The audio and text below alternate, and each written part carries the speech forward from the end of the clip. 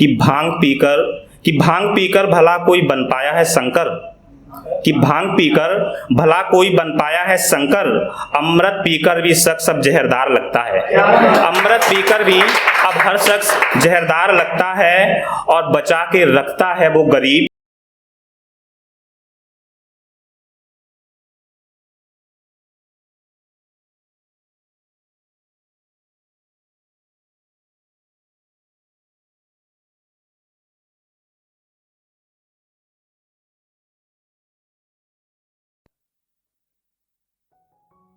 अभी नीरज भाई गज़ल सुना के गए, मैंने सुना है पहले और मैं फ़ैन हो गया था वहीं पे ही।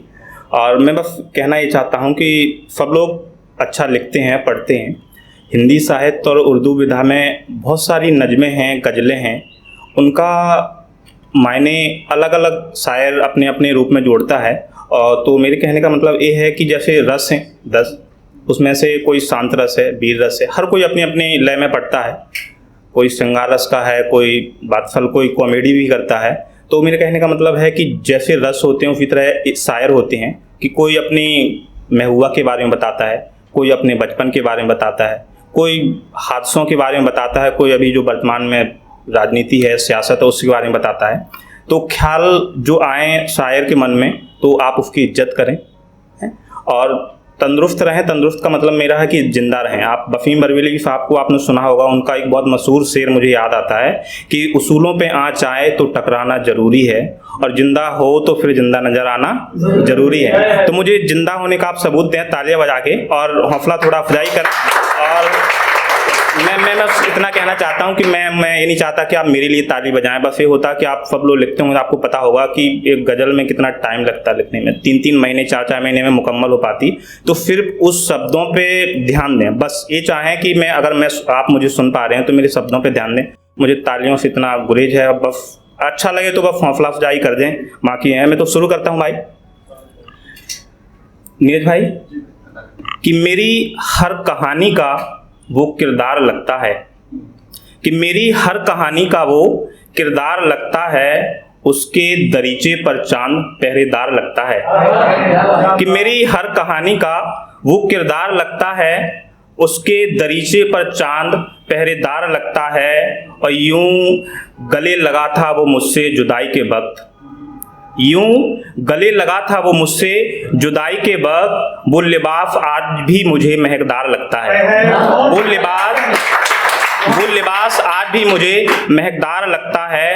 और हमारे बुजुर्गों की हमारे पे क्या नसीहत होती है और क्या उनका आशीर्वाद होता है कि सुनिए शेर से, कि जो पेड़ लगाया था बुजुर्गों ने, जो पेड़ लगाया था बुजुर्गों ने नई पीढ़ी को, कि जो पेड़ लगाया था बुजुर्गों ने नई पीढ़ी को, वो पेड़ अब बच्चों को फलदार लगता है। वो पेड़ अब बच्चों को फलदार लगता है। और हिंदू पुराण में सब लोग जानते हैं कि एक बहुत मशहूर वाकया होता है कि भगवान शिव ने दुनिया को बचाने के लिए जहर पी लिया था, विष पी लिया था। तो देखिए वहाँ से एक मुझे शेर याद आता है कि भांग पीकर भला कोई बन पाया है शंकर, कि भांग पीकर भला कोई बन पाया है शंकर, अमृत पीकर भी शख्स अब जहरदार लगता है। अमृत पीकर भी अब हर शख्स जहरदार लगता है और बचा के रखता है वो गरीब, बचा के रखता है वो गरीब अपना ईमान शहर में, कि बचा के रखता है वो गरीब अपना ईमान शहर में। शहर का हर रईस उसे खरीदार लगता है, शहर का हर रईस उसे खरीदार लगता है। और ये महबूबा के ख्यालों का एक शेर है कि खुले गेसू सुर्ख लब और चेहरे पर तबस्सुम, कि खुले गेसू सुर्ख लब और चेहरे पर तबस्सुम, इस चांद को देखने का हर शख्स तलबगार लगता है। इस चांद को देखने का हर शख्स तलबगार लगता है। और मतलब सुने नीरज भाई, कि दिया जले तो चर्चा हो, दिया जले तो चर्चा हो, बस्तियां जले तो चुप रहे, कि दिया जले तो चर्चा हो और बस्तियां जले तो चुप रहें। गूंगा बहरा सा कुमार अब मुझे अखबार लगता है, गूंगा बहरा सा कुमार अब मुझे अखबार लगता है। बहुत बहुत शुक्रिया, बहुत बहुत शुक्रिया मोहब्बत के लिए।